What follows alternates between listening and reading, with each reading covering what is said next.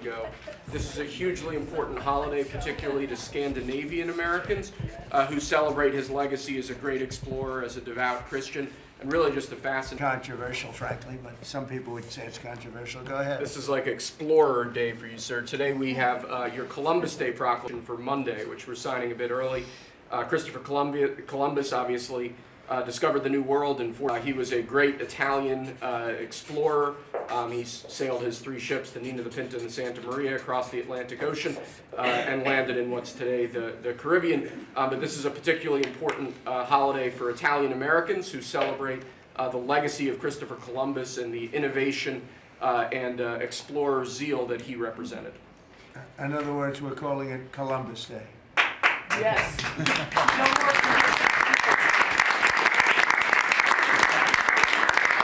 That was the press that broke out in applause.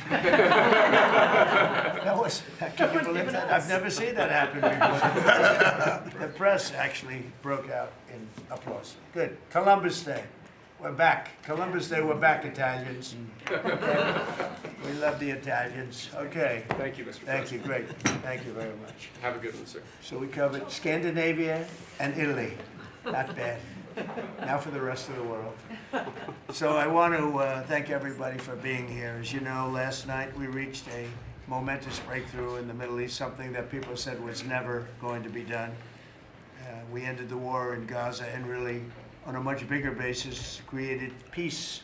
And I think it's going to be a lasting peace, hopefully an everlasting peace.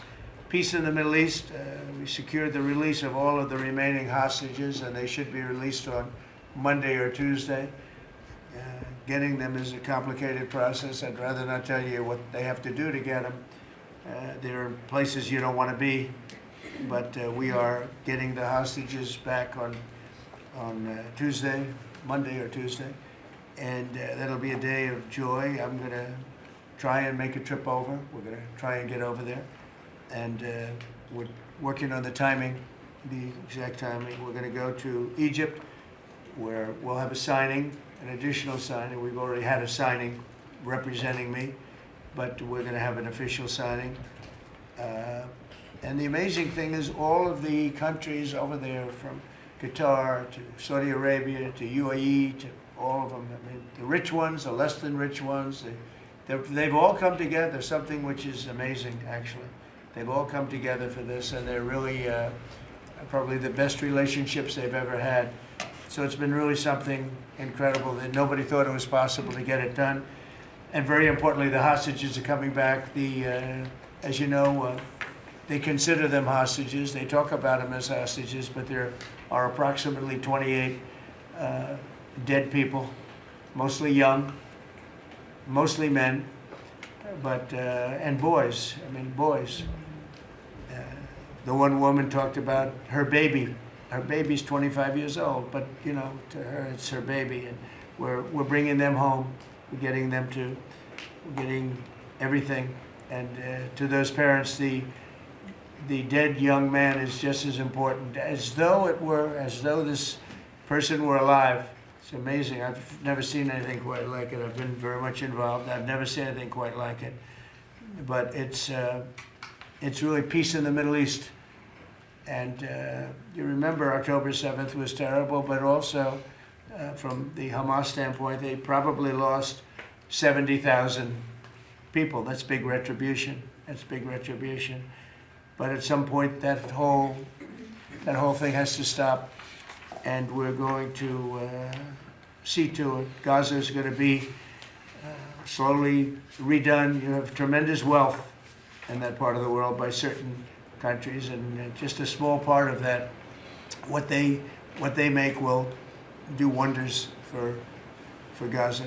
And I think you're going to see some tremendous countries stepping up and putting up a lot of money and taking care of things. But there's tremendous spirit like I haven't seen. And even the news, I won't call it fake news for this purpose, because they really were very fair today, I must tell you, in all cases.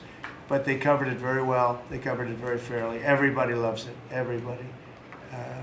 People that were never giving us a fair shake, frankly, they can't even believe it.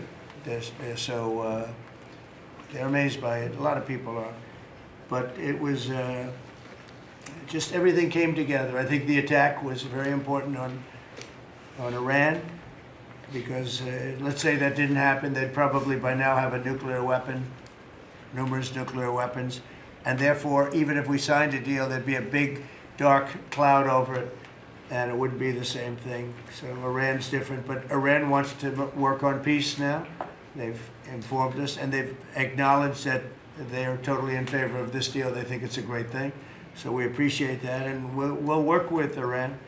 As you know, we have major sanctions on Iran and lots of other things. We would like to see them be able to rebuild their country too, but they can't have a nuclear weapon. So I want to express my tremendous gratitude to the leaders of Qatar, Egypt, and Turkey for helping us reach this incredible day and for being there. They were there with us all the way. And of course, as you know, Saudi Arabia and Jordan and so many.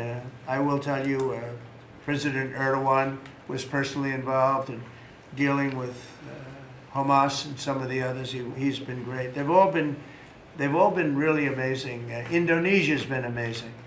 Indonesia's been fantastic.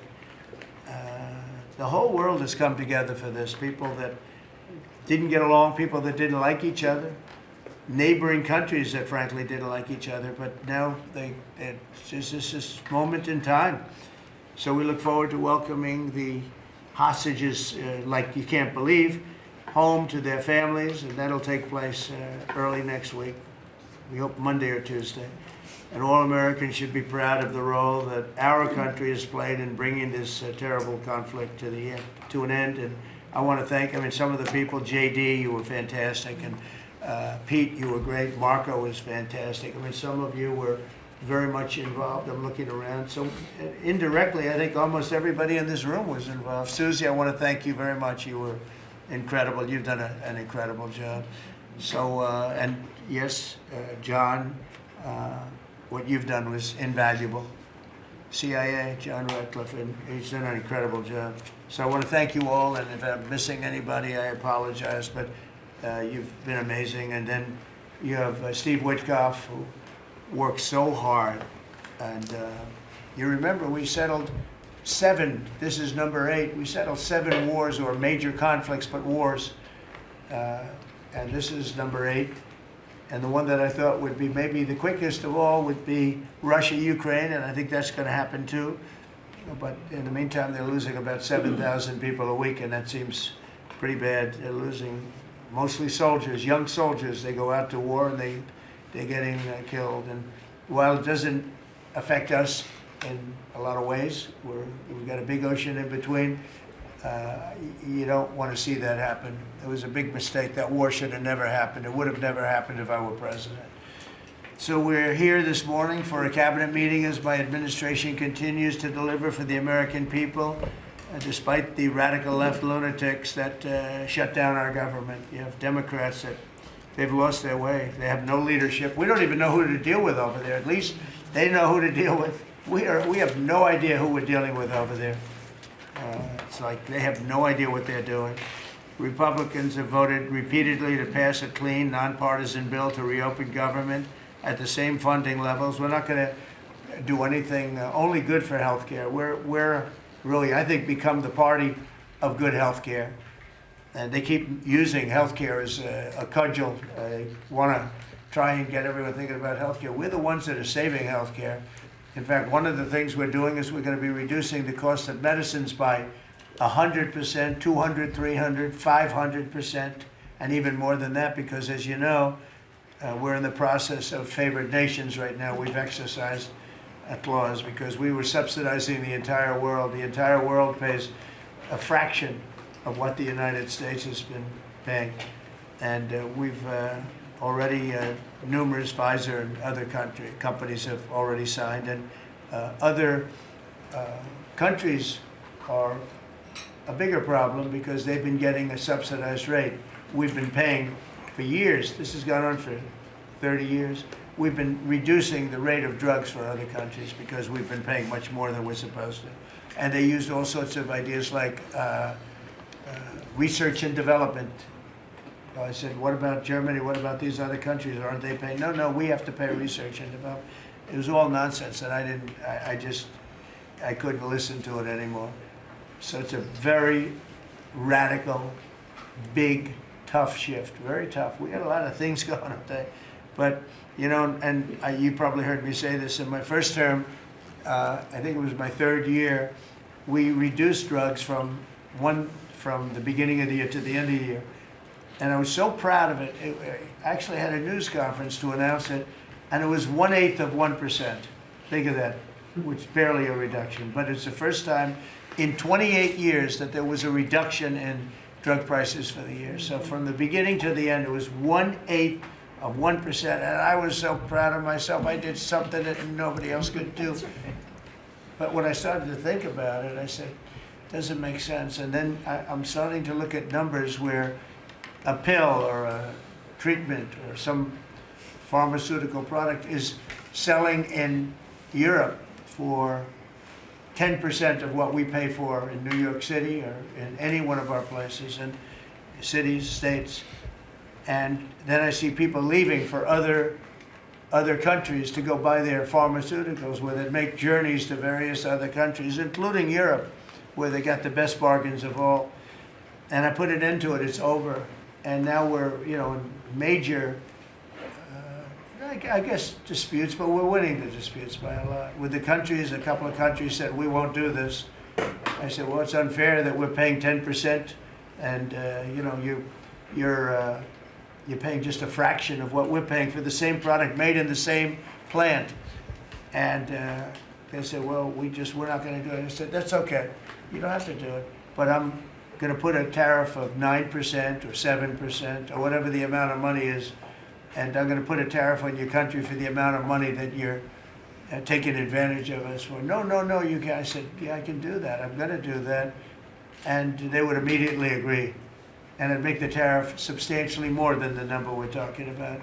And they would immediately agree. So we have the consent, I think, Bobby, of every country, essentially. They know that if they don't do it, we're going to put a tariff on for double the price, and then they're going to do it. So we never had that before. You never had anybody in here that knew what the hell they were doing, I'll be honest. It really it makes me angry.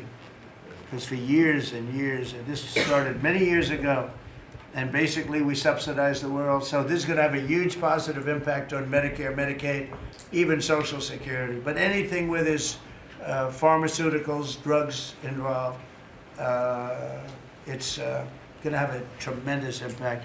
So we're going to get drug reductions of 100%. I told you 1/8 of 1% that I was proud of myself. Now you're going to get 100%, 150%, 200, 300, 400, 500%. You're going to get the biggest drug reductions that you've ever seen.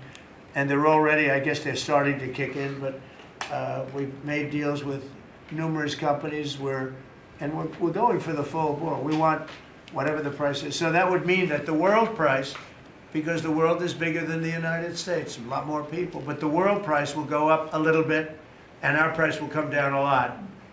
So if a pill sells for $10 in London and $100 here, the pill will go to $20 in London and $20 for us. It's pretty simple. And that is a number that nobody can even fathom. It's a little like tariffs. Nobody knew how big they were. Nobody knew until they started seeing the trillions of dollars that have come in. I don't know why they didn't understand it. It's something they should have understood. We were taken advantage of for years with tariffs, and now, I don't want to say we're taking advantage, but we've become a very strong country because of the money that's coming in. Republicans have voted repeatedly to pass a clean, nonpartisan bill to reopen our government, and remember, at the same funding levels both parties have supported in the past. So the radical Democrats have chosen to put the economy of our country. We have the best economy we've ever had. We had the best economy in my first term, but we have an economy that's blowing it away, and we have the Democrats that are trying to obstruct. They don't want to have a good economy. I don't think they want to have a good country. That's why they try and stop our law enforcement from doing what we did in Washington, D.C. Washington, D.C., we have a great, safe, beautiful capital right now. Beautiful. It's so safe. You can walk down the street. Numerous people standing before me were mugged.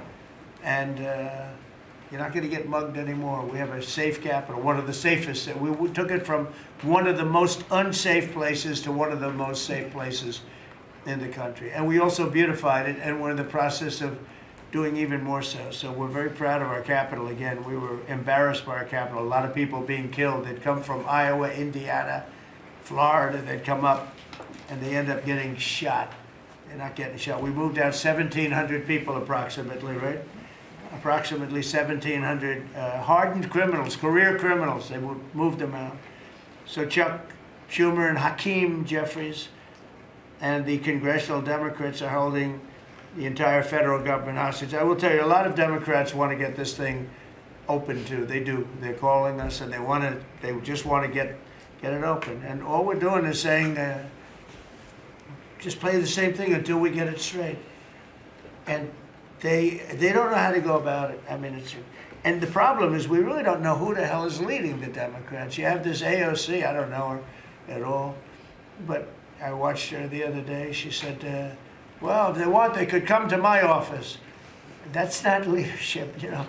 The only one that challenged her actually was Nancy Pelosi, and Nancy's not looking too good. I don't know what happened to Nancy, but she's not looking great.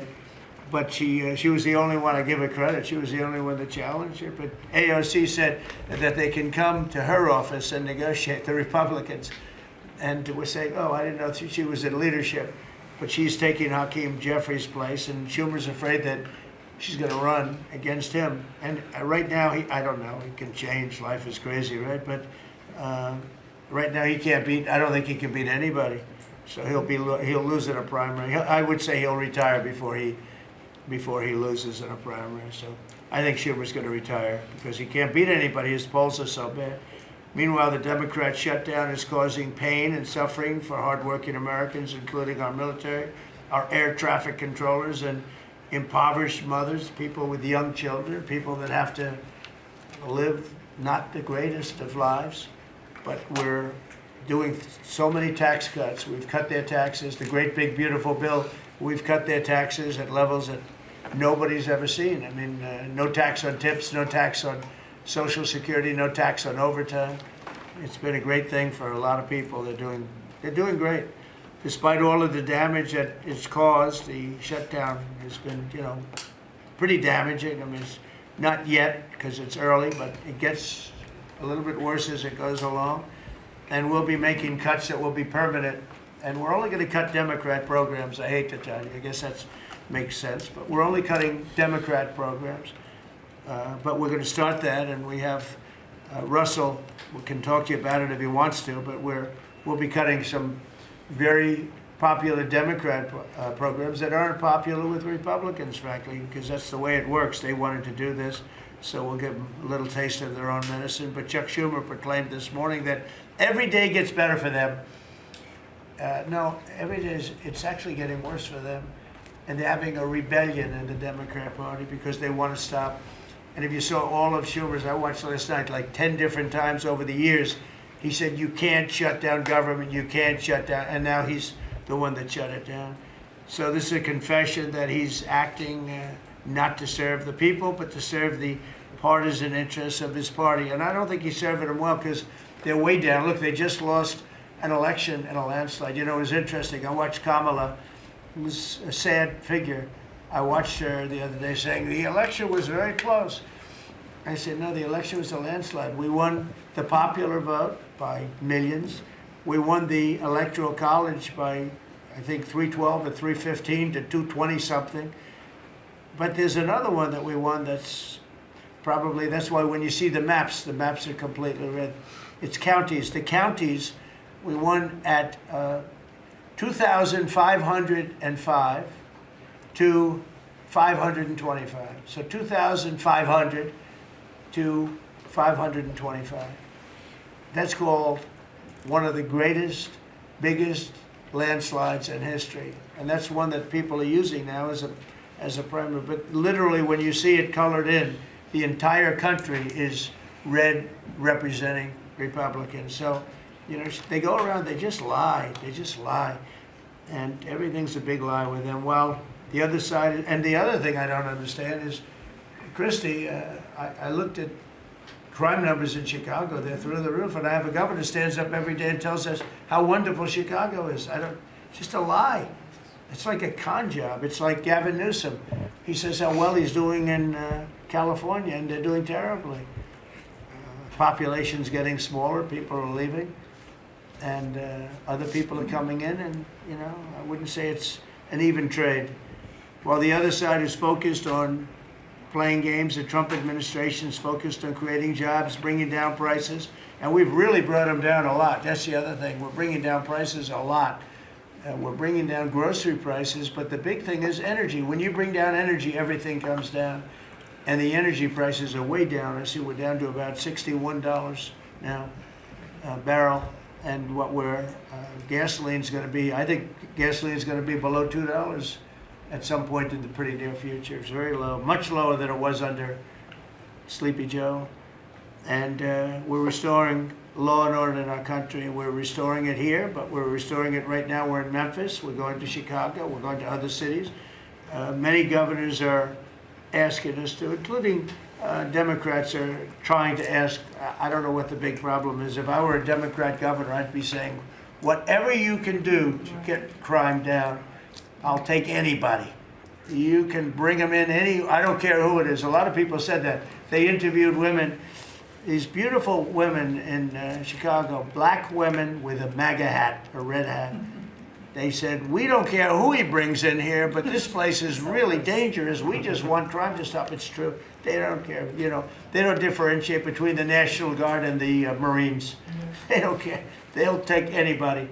And that's the way it is. I mean, they want what we did in D.C., they want to happen to them. And it's happening in Memphis already. I see in less than a week, the numbers are really good. And it'll be great, and we'll fix that. We'll go to various other places, and we're going to be stopping crime in our cities. And that's a great thing, and we won't get credit for it, but it's a great thing. We've launched a historic campaign to take back our nation from the gangs and the street criminals, violent repeat offenders, illegal alien lawbreakers, domestic extremists, and savage, bloodthirsty cartels. And very little, by the way, is coming in by water, in case you haven't known. The drugs aren't coming in by water. In fact, we can't even find any boats in the water anymore. We had boats, we were like a subway train loaded up with drugs. Every single boat that you see getting taken out kills 25,000 Americans. Think of that. Because it's pretty tough stuff, but it kills 25,000 Americans. So when you hear that, it's no longer tough. But here in Washington, we've deployed federal law enforcement and National Guard to restore public safety, and we're working to replicate that in numerous places all over the country.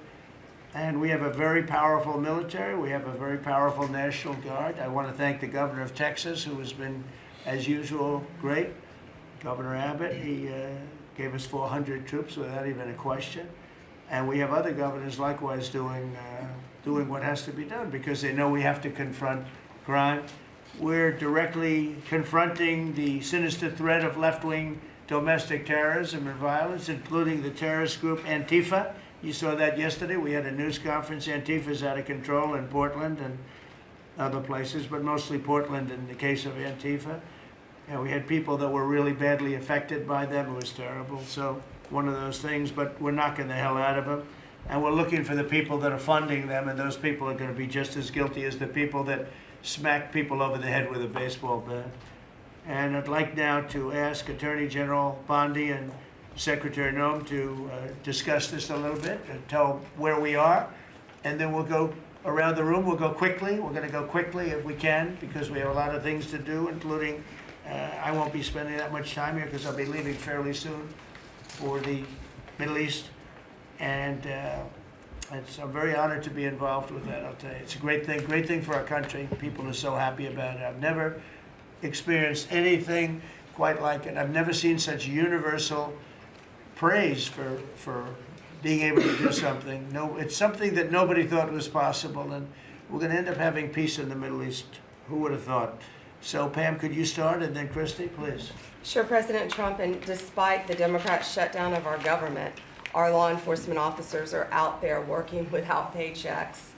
round the clock to keep and make America safe.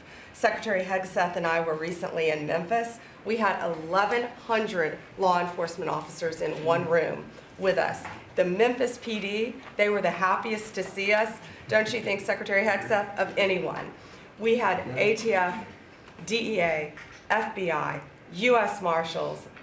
I'm not sure if our park police were there. We had Treasury, Secretary Bessent, and of course we had Secretary Nones, Homeland Security, all working together with the Guard.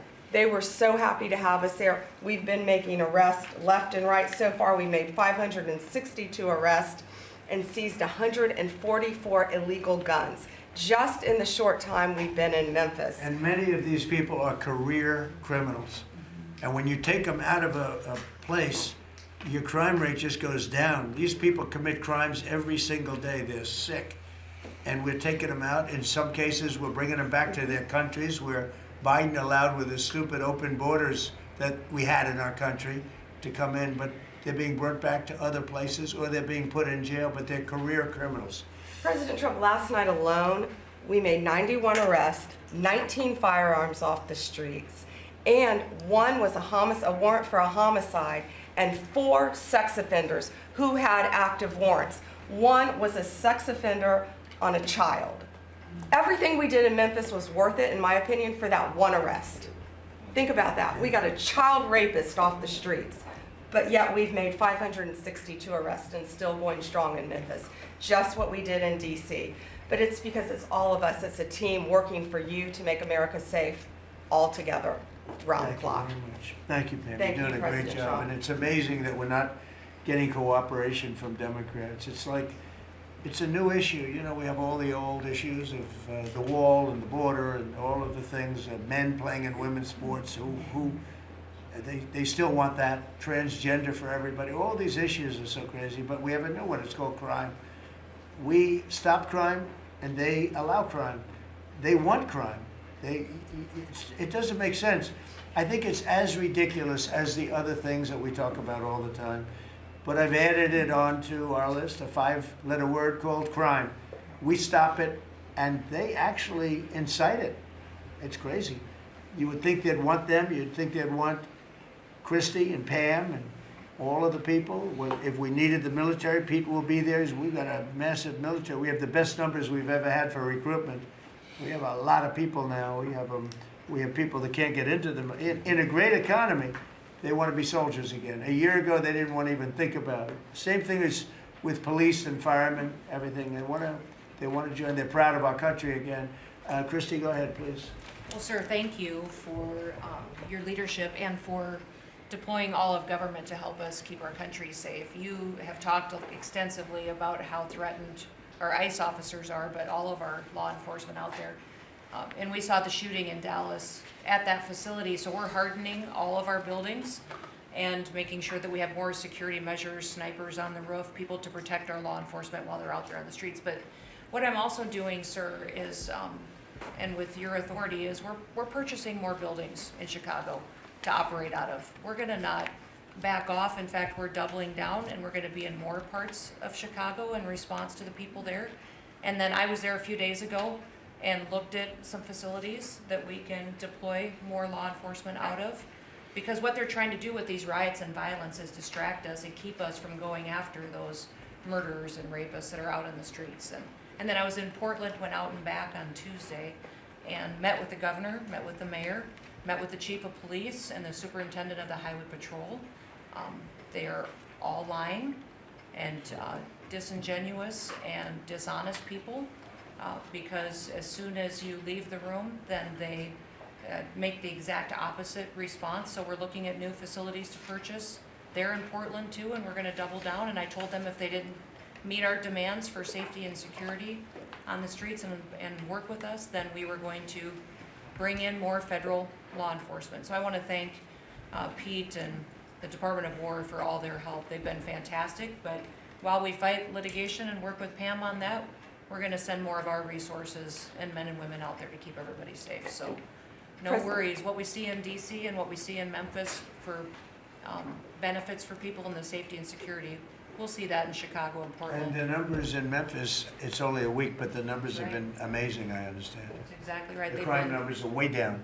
fantastic, and it shows what a partnership can be between local law enforcement and the federal government. And if we have to do it the hard way in Portland and Chicago, we will.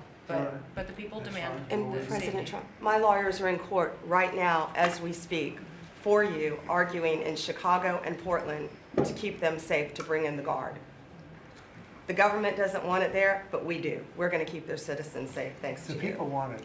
I don't understand the politics of it. I don't understand why a Pritzker is trying to protect people that are They're more really scared bad. of, they're more scared of the anarchists that are on the street and the politics of it than they are of doing the right thing. I think they're afraid. Yeah, I yeah, think they're they're scared. threatened. They don't tell us, but I think Pritzker's threatened by people. There's no other reason that this could be possible, that they don't want to have a safe Chicago. And we can solve the problem very quickly. And we're doing that anyway, regardless of if he doesn't want it or if he does want it, we're doing it anyway. So make sure. I asked the mayor that himself. He said that Portland was perfectly safe, a beautiful city, no problems. And I said, well, why did you clear the streets for me today then and build out a 4-block radius to make sure I could get in and out of here? And these people on the street screaming death to ICE. There's graffiti that says Molotovs melt ice. We have the guillotines. We're going to use them. Portland's almost different. It's like anarchists. It is. It really is. You know, it's really different than a lot It's of the awful. others. This is a sick situation, but those are anarchists. Those are people that want to overthrow government. They're really degenerates. And we're finding out who is supplying all of those beautiful signs and everything Well, else. Scott's been fantastic. His team finding the financial networks is great. That's what Okay, gives Scott, everybody. Scott will do that. That's easy for Scott. We got a great team, sir. That's good. How about we go to Marco? You can talk a little bit about what's going on and Well, go ahead. yeah, Mr. President. I don't know if one day perhaps the entire story will be told about the events of yesterday, but suffice it to say, it's not an exaggeration that none of it would have been possible without the President of the United States being involved.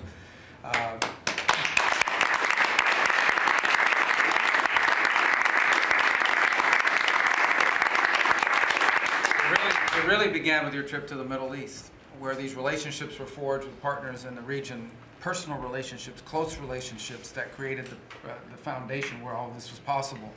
Where I think this really took a turn. Remember, a month ago, no one thought this was possible.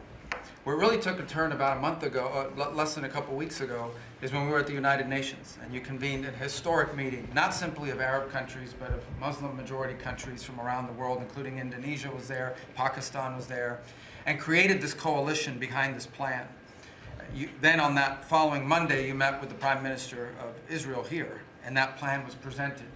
And then, of course, our great negotiating team followed up on it. In the interim, again, perhaps the stories will be told, perhaps they will never be told. The President had some extraordinary phone calls and meetings that required a high degree of intensity and commitment, and made this happen.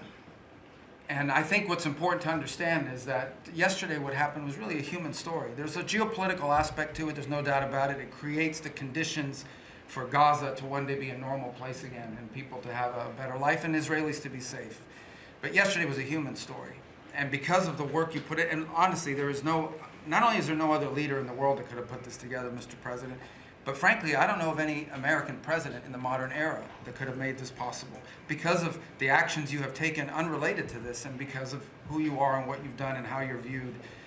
And this weekend, because of that, at some point very soon, we are going to see 20 living human beings emerge from the darkness into the light for the first time in 2 years.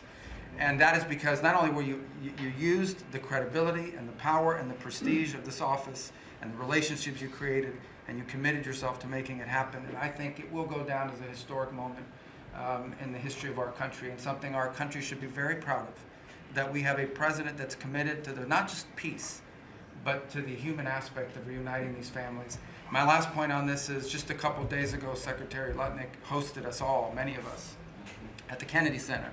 And we have these families, we've interacted with them for so many years, for 2 years now. And the stories are heartbreaking, both whose families are alive and those who are deceased as well, who want their relatives back so that they can complete the process of grieving. And it was, we had all hoped that perhaps that was the day that we would have an announcement for them on the anniversary of the 7th. But I know you were able to speak to some of those families last night. And I just hope the whole nation understands how incredibly proud they should be of their president and of their country for the role that they've played. And I don't want to let this moment pass, Mr. President, without also noting the incredible work of Steve Witkoff and Jared Kushner. Yeah. They're an incredible team working together, facing some substantial impediments to even being there this weekend and doing it. Let me just leave it at that. And they've done a great job on your behalf, Mr. President, and they deserve a tremendous amount of credit. But thank you for what you've done for the world. For the world. Thank you very much, Walter. I appreciate it. I think because we have a very busy day with all that's going on, what we'll do is maybe just a few of you raise your hand if you'd like to say something that don't talk too long, Doug. He's doing such a great job. So good that he could talk all day. That's the problem, right?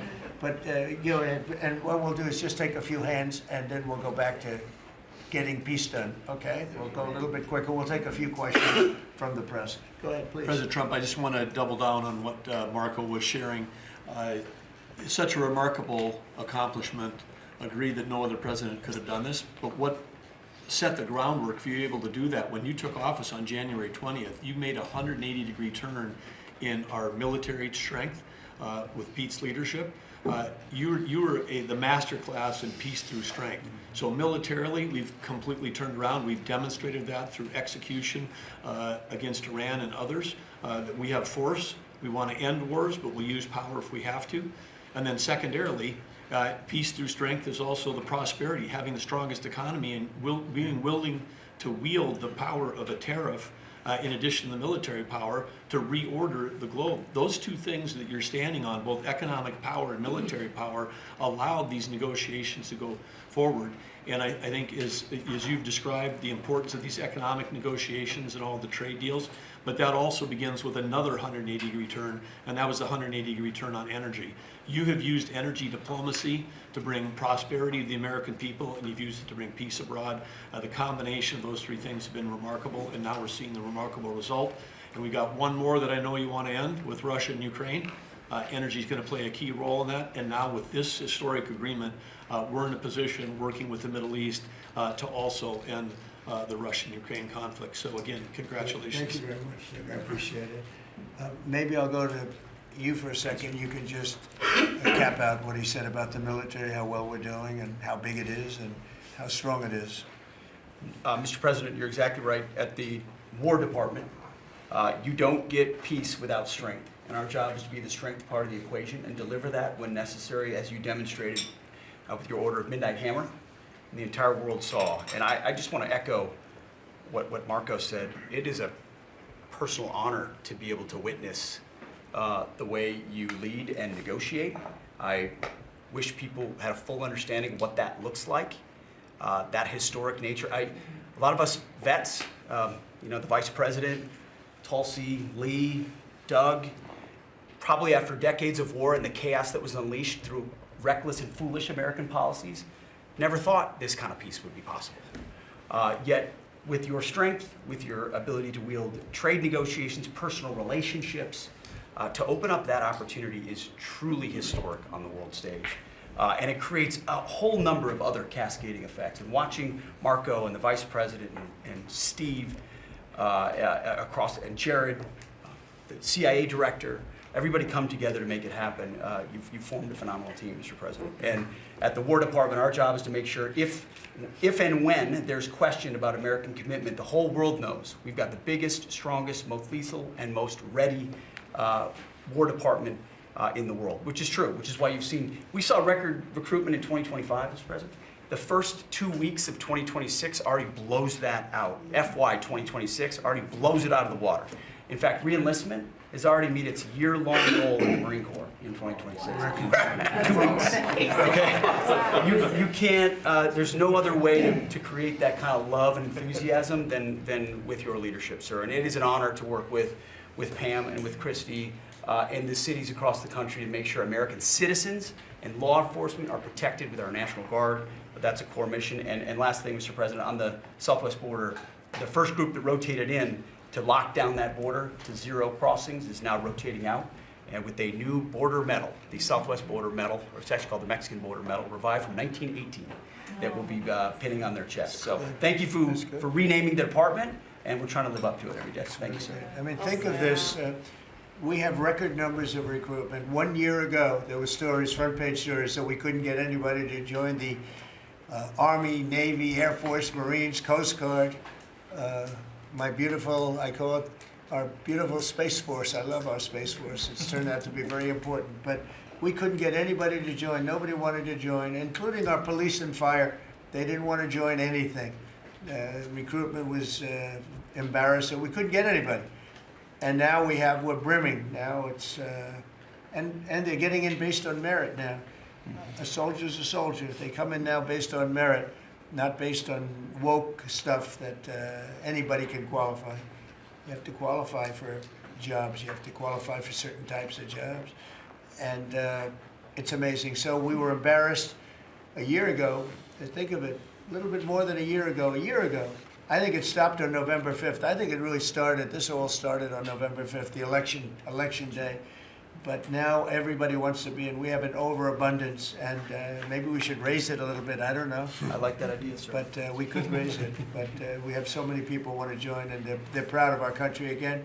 JD, could I ask you to say a few words? Yes, sir. So just a couple of things. Mr. President, first of all, congratulations on yesterday. It was a big day to Marco, to Susie, to the entire team. But in particular, viewing it from this perspective where for months the fake news media attacked you, attacked the entire team, attacked your approach. You know, the definition of insanity is to do the same thing again and again, expecting a different result. The reason we're here is because the president actually charted a different course with a different team. He vested a lot of authority into Steve Witkoff in particular, and that's why we're here. It's because you did something different, and I think it's important to recognize that. I also think the president, you know, Marco mentioned the president's personal touch being a big part of this. The one thing I would say is obviously the president of the United States, a New York real estate billionaire, one of the most famous New Yorkers in the world, has a lot of interaction with a lot of people who are very pro-Israel. I think that was an important set of experiences and life experiences that he brought to the table. He also, of course, knew one of the most famous Palestinians in the world, Chuck Schumer, and I think without that background of knowledge, it would have been impossible to get us to this moment. Second thing I would say, just on Chuck Schumer, the president mentioned this, that Chuck Schumer said this has been very good for us this morning about the shutdown. One of the things that we talked about before all the media came in, and that all of us are going to work on for the rest of the day, we've been working on for days, is how to make the shutdown as painless as possible on the American people. So while Chuck Schumer brags about this being good, and I think the president is right, it's not good for him politically as much as he might think that it is, it's causing real consequences for the American people. There's a low-income food program, the WIC program, that my mom actually used when I was a baby. That program is about to be underfunded and is about to get cut off because Chuck Schumer won't open the government. We have troops. The Secretary of War mentioned how well we're doing on recruitment. We're trying to figure out how to pay our troops because Chuck Schumer is shutting down the U.S. government. There are veterans benefits that are going to suffer. There are Americans that are going to suffer because Chuck Schumer refuses to do his job. So while we're all celebrating this incredible success that we've had on the world stage, the country could be doing so much better if Chuck Schumer did his job and opened the government. Every single Republican, except for Rand Paul, has voted to open the government. A few moderate Democrats, to their credit, have voted with us to open the government. We just need 5 more Democrats to come to their senses and let the people's government serve the American people. I hope that they'll do that. Thank you, sir. Chris, please. Yeah, to follow up on that point, Mr. President, the Democrat or Schumer shutdown did not begin 8 or 9 days ago. It began 8 or 9 months ago with your inauguration. For the first time in American history, every Senate confirmed appointee who are our deputies to run our department, every one of them has been filibustered. One of the critical parts of my department is the National Nuclear Security Administration. It maintains, manufactures our nuclear weapons and our engines for nuclear submarines and nuclear aircraft carriers. We are a key supplier to Secretary of War Pete Hegseth. They filibustered, the Democrats filibustered the leader, the administrator of the National Nuclear Security Administration, would not let him come into my department until the Republicans 2 weeks ago changed the Senate rules so they could confirm him and we could have a leader. They filibustered the leadership, now they're filibustering the funding. In the next 6-7 days, we're going to run out of funding, and the retooling of our nuclear stockpile, the ultimate guarantor of our sovereignty, is going to be underfunded, and we're going to have to slow down and creep to a crawl these efforts. Just incredibly irresponsible for Schumer to worry about his own reelection and not the 340 million Americans that count on the efforts of our military and all of our departments. It's truly offensive, and we need to bring it to an end as soon as possible. Let's open the government Thank you back very up. much. And you're doing a great job. Thank you very much. Bobby, did you want to say something? You got a lot of things happening. A lot of things. A lot of very positive things, actually. Mr. President, I'm glad you're getting bipartisan accolades on the Mideast Peace Agreement. You should also get bipartisan accolades on the MFN agreement. It is a historic agreement that's going to benefit every hardworking American. It's going to lower the price of drugs for every American.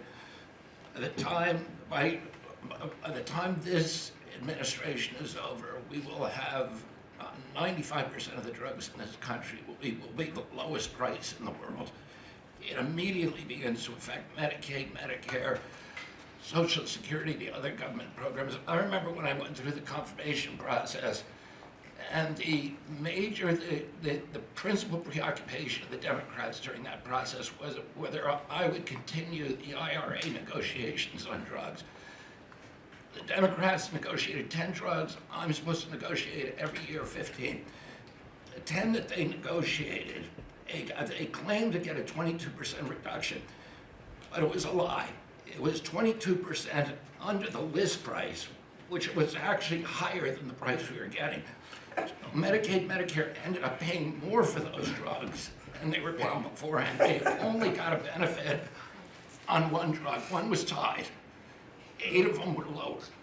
So they should be applauding what we're doing now. We're doing something that every administration, Democrat and Republican, has been saying that it was going to do for decades, and you got it done because you understood the power of the tariffs. That we had leverage over these companies.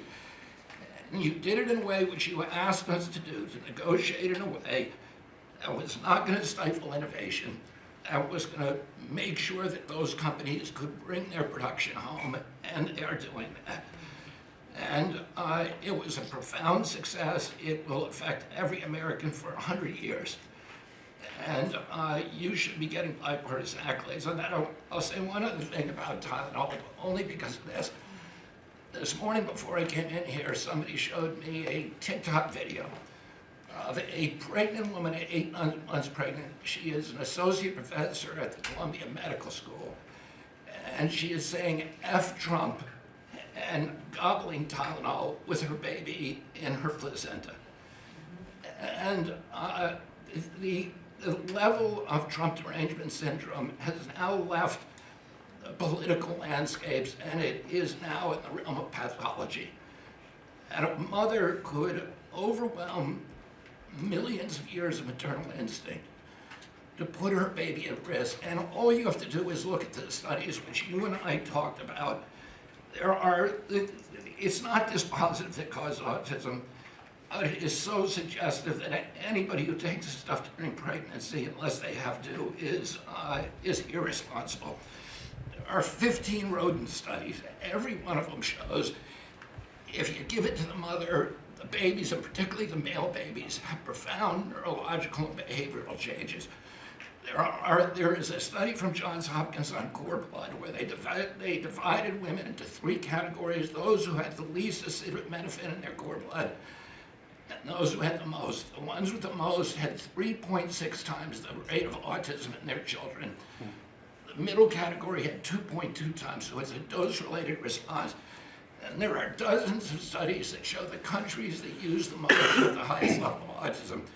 Cuba has the lowest level in the world of acetaminophen use, and it has the lowest autism rate in the world. So this is not dispositive. It is not proof. We're doing the studies to make the proof. But in the meantime, the precautionary principle should apply, and any mother who is taking this stuff during pregnancy just to get back at Donald Trump is doing something that is pathological. And we're seeing that across the board. I got a lot of other stuff to talk about, but I know we got a short time here. But thank you, Mr. President. You're making our country healthier again. Thank you, Bobby. Could you just say, the record state what the autism was, let's say 20 years ago, and what it is today? In 1970, the largest epidemiological study in history was performed. 900,000 kids were looked at. They were looking for autism in Wisconsin children. They looked at every child in Wisconsin who was 8 years old. They found an autism rate of 0.7 per 10,000. So almost close to 1 in 20,000, less than 1 in 10,000. Today, the autism rates are nationally are 131, but it's actually much worse than that because California, which has the best collection system, reports an autism rate of 1 in every 19 children, 1 in every 12.5 boys. This is a national security issue. There is nothing more important, and I'm grateful to you, Mr. President, because you know the flack that you take for talking about this issue. You've shown courage and you've shown leadership, and I can't thank you enough for letting me do this work. Thank you. So think of that, 1 in 20,000, and now it's 1 in 12 for boys, 1 in 18, 19 for girls. So obviously there's something that's artificially, I think, induced, something, whether it's the vaccines in terms of these massive vaccines that are twice the size of a jar like that, of a glass of water like that, I mean, into a baby's body. And I've suggested get them in doses, get them in, you know, maybe 20%, 30%, but smaller, not such a big. I think, you know, that. And we had certain recommendations, the MMR, take them separately. The measles is already separate now, and it works out much better, but there doesn't seem to be any impact if you take it separately. If you take it as a combination, it's not so great. And some other things, but I would say don't take Tylenol if you're pregnant, and when the baby is born, don't give it Tylenol. If you can avoid it at all, just don't give it Tylenol. I'll say this. Really, also, what do you have to lose? You really don't have much to lose. Yeah, go ahead. There's also there's many other confirmation studies.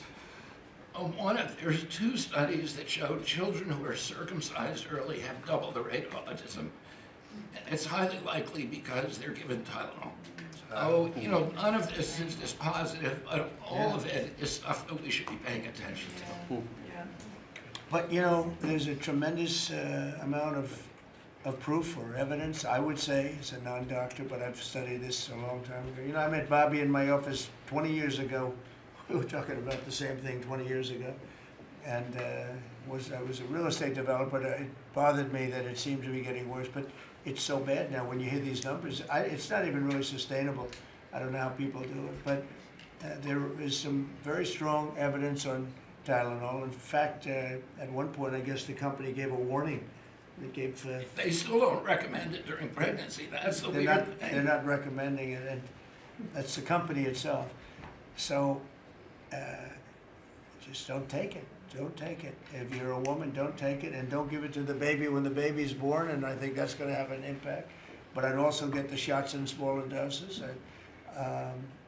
There are a few things, we gave a few things that just seem to be, and I think you'd get that number way back up. Think of it. You have 1 in 20,000, and now it's not even believable when you think that 20,000 drops to 12 children. So that's induced by something that's given or taken, and it should be able to be stopped. And you're talking about the Pennsylvania Dutch, you were talking about the Amish, where they don't take any of this stuff, and they have virtually none, right? They have no autism, no autism. So we're doing something very bad. Somebody's been given some bad things. Other countries, by the way, we have, I think, we have 82 vaccines that we give simultaneously. And I'm a vaccine believer, by the way. I believe in the polio vaccine. I believe in a lot of vaccines. But when you give 82 vaccines in a shot to a little baby that hasn't even formed yet, it's a lot of vaccines. And in Japan, they give a much smaller number. In Germany, they give a much smaller, like 28 vaccines. It's a lot too, but 28's a lot different than 82. So, but I would say on the Tylenol, don't take it, and that will be, I think it's going to be a big factor. I think it'll be I think it'll be a very good result, and I hope we're going to be able to see that result in the not-too-distant future, because certainly people have heard us loud and clear. That's why I bring it up again. That's why I asked you to talk about it, because this is a horrible thing. And if you don't take it, I mean, you have to tough it through sometimes. There are other things you can do, but you have to tough it out. It's easy for me to say, but I think you're going to see numbers that will be it'll be so significantly improved, and maybe fully improved. I mean, there's something there. There's something going on, and we have to address it. And so I'm addressing it the best I can as a non-doctor, but I'm a man of common sense. Okay, any other questions? I'd like to comment on the Yeah, workforce. please. Mr. President, a lot of people are calling to give you the Nobel Peace Prize after this peace deal that you managed to achieve in the Middle East. First of all, your opinion on that, and I was wondering about your trip to the Middle East, if you can tell us if you're considering to speak at the Knesset, at the Israeli parliament. Well, they asked me to speak at the Knesset, and I've agreed to. If they would like me to, I will do it. It's the first time a president has ever done that, so that makes it very interesting, right? Yeah. But yeah, so I will do it if they want me to. They have asked me to do that. Thank you. Families of hostages are out in the streets in Israel dancing and crying tears They're of all joy. dancing in the streets right now. They're dancing in the streets. They're so happy. Everybody's happy. They're dancing in the streets of Arab countries, Muslim countries. I've never seen anything like it. Everybody is happy. It's been really amazing. Thank you. President Trump, on the international peacekeeping force that's going to deploy to Gaza soon, do you expect that Pakistan, Turkey, other countries to contribute forces? Has that become firmed up? And also on the shutdown, it seems like in the House there's a majority support for a temporary extension of the Obamacare subsidies, perhaps minus the funds for illegal immigrants. Is that how you see the deal to end the shutdown happening? Well, I see the deal just getting extended as we continue to talk, but we're willing to pay because we're paying. You know, it's very simple. We're paying. And the Democrats are the ones that caused this problem. And it's a big problem for them. And they have a lot of break in their ranks. But so I see that, you know, I think that'll get worked out. But we want to get back before we do this. We don't want to have a gun held to our head. We don't like that. And the public doesn't like it either. So we want to get back.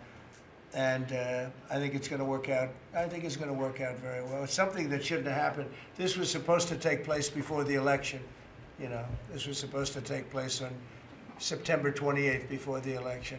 We shouldn't even be talking about this right now. This is actually something that shouldn't have even happened. Yeah, please. Mr. President, looking ahead, what guarantees Hamas disarms and that Israel doesn't resume bombing once the hostages Well, are the first released? thing we're doing is getting our hostages back, okay? And that's what people wanted more than anything else. They wanted these hostages back that have lived in hell like nobody has ever even dreamt possible.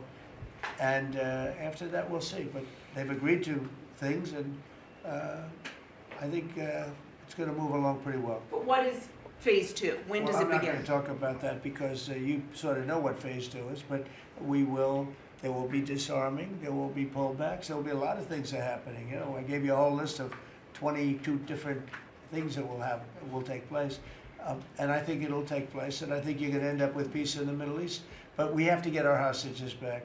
And we weren't going to do it at the end. We're going to do it at the beginning. We said we want them at the beginning. We're not doing it. You know, we got the hostages back. We did, as a group with Steve and Jared and Marco and me and all of us. We got the hostages back. We got many of them back. Many, unfortunately, were dead. But we got many back that are now living with their families, with their parents in many cases, and with their husbands, families, wives. Many of them, they celebrate all over. They're the ones that are celebrating the loudest. They're all over. There are a lot of them that we got out. But the last 20, and I always said the last ones are going to be the most difficult. But it's been a very big deal, getting the hostages out. But the rest is going to take place too. And can you promise Palestinians they will be able to stay? Well, they know exactly what we're doing. We're going to create something where people can live. You can't live right now in Gaza. The place is it's a horrible situation. Nobody's ever seen anything like it. So yeah, we're going to create better conditions for people. Yeah, please.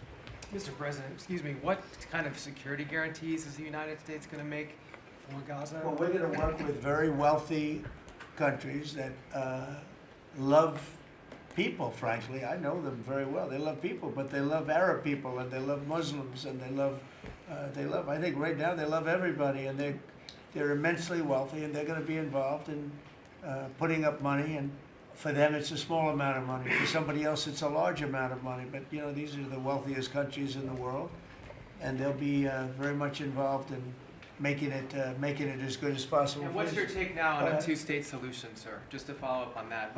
What is your view now on a two-state solution for the? I don't have a view. I'm going to go with what they agree to.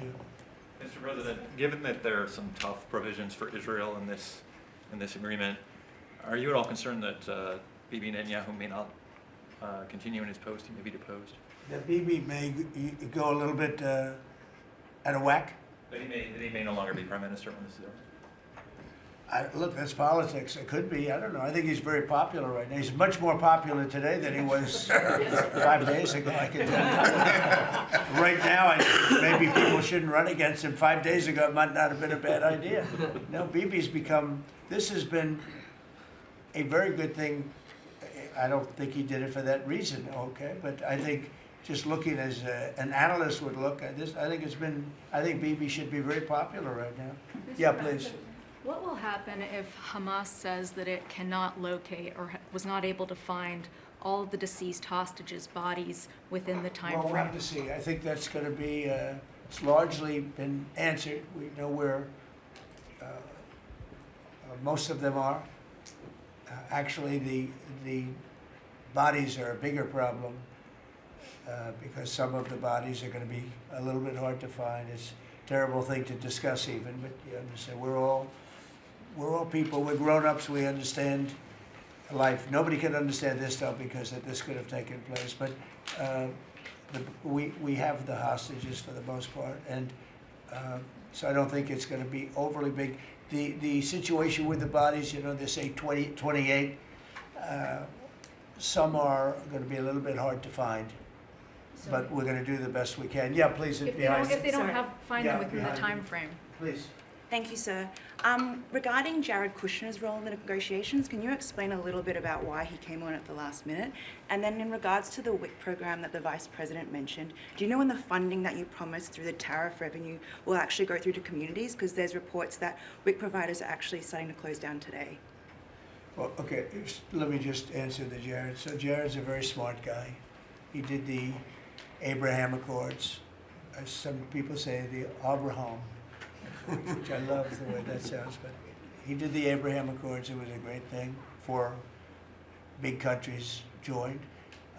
If I were president, if the election would have been a correct election, which it wasn't, you'd have every country in there. Maybe even Iran would have been in there, frankly.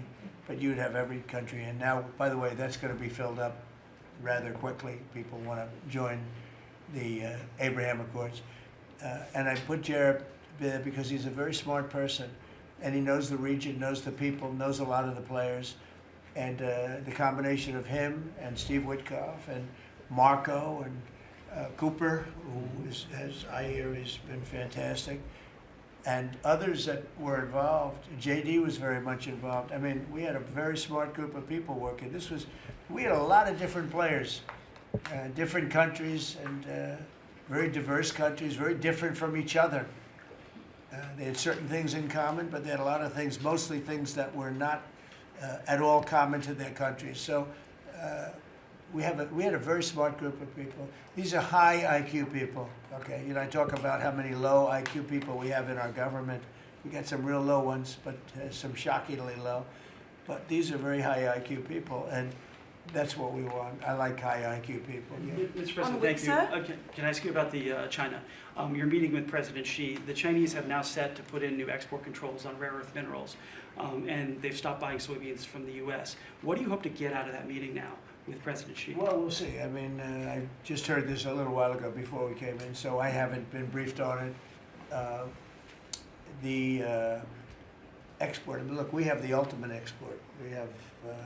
We have import, and we have export. We import from China massive amounts, and you know, maybe we'll have to stop doing that. But I don't know exactly what it is.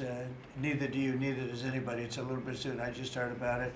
So Scott and Howard will figure that out, and I'm sure we'll be able to handle it. Can I ask you about the soybeans? What is the plan to help farmers? Is it direct checks? Is it tax? Have you sorted that out yet? Well, what happens with soybeans is we're going to see more and more, I think, opening up, and part of the reason that we'll be he's got things that he wants to discuss with me, and I have things that I want to discuss with him, and one of the things is soybeans. I had a great deal with China where they would buy $50 billion worth of our farm product and manufacturing and other things, but farm product. And it was going along well. Then when the election turned out to be a rigged election and we had the wrong guy get in there, he didn't do anything about it. I used to call up President Xi every 2 weeks, or I'd call up people in China, say, you got to keep going, you're not buying the amount that you agreed to. And this went on for, ever since we signed the agreement. It was a great agreement. So they used to do 15 billion, and I got it up to 50 billion, 50, and it was great. Then when Biden got in, they just never adhered to the agreement, and nobody in Biden's group, as you can imagine, did anything about it. So it just sat there for 4 years, and they didn't adhere to the agreement. And we, it's hard to go back after 4 years of nobody calling them, but I used to call them every 2 weeks. I'd say, you're a little low, or I appreciate it. Oftentimes I'd say, thank you very much. You are totally adhering to the agreement. But we had an agreement, they would buy $50 billion worth of our product, mostly farm product. And remember I said to the farmers, buy larger tractors and more land. And that's exactly what happened. They did well. But we do suffer. I'd like you to discuss that maybe for a second, Brooke. Sure. Very quickly, by the way. Yes, sir. But would you just talk about how Biden let us down? Biden, every single thing, every problem the farmer has is because Biden didn't do anything for 4 years. Go ahead. No, I think that's right. This president has been unequivocal in his support of the farmers. First of all, in term one, we worked on it so hard and opened up markets, but especially this term. But here's what everyone has to understand. The farm economy is in a very uncertain time. But that isn't because of the current trade negotiations, although certainly the China part is part of that. But we inherited a slew of issues. First of all, as the president said, when we left Trump 1, we had an agriculture trade surplus. When we came back for Trump 2, it was a $50 billion ag deficit. That isn't everything, that's just agriculture. The second part is the cost of inputs for our farmers increased on average between 30 and 38%, but that includes fertilizer, it includes fuel, it includes interest rates, it includes labor. All of this came about under Joe Biden, a 47% increase in the cost of labor that now Secretary Chavez-DeRimmer and Noam and I are working on. Fuel is coming down, thank you. Interest rates, thankfully, are coming down. A 73% increase in interest rates for our farmers. They couldn't get loans to make sure that they could move forward. So that's all really, really important. And I think we have to realize what the president's commitment is this, that we are moving into an era of rural prosperity, of a golden age for our farmers in rural America. The trade renegotiations and the trade realignment that Jameson and Scott and Howard have led with the president's leadership is unlike anything that's happened in the history of our country. And those that will benefit the most are the original Americans, our farmers and our ranchers. The president has committed, if we need a bridge, he has talked about that to get us from the Biden years to the new Trump era. That's what we're working on every day. We've got to get the government reopened so that we can move forward on that. And once we do, we'll be able to move out a significant program to help our farmers. Long term, we have to change this hamster wheel of government. We've got to ensure that the farmers have the market to sell, and it's a national security issue and onshoring a lot of the food as well. Okay, So, sir, thank you. Thank you, everybody. I think that's enough. Thank you, Press. Thank you, Press. Let's go. Thank you. The country is doing very well. Thank you very much, everybody. Thank you, Press. Thank you. Thank you. Let's go, Press. Thanks, guys. Let's go. Head out, guys. Thank you. Thank you. Right this way. Thanks, guys. Grab the camera. We can come back. You head out. Of course. Check them out. Come on. You shared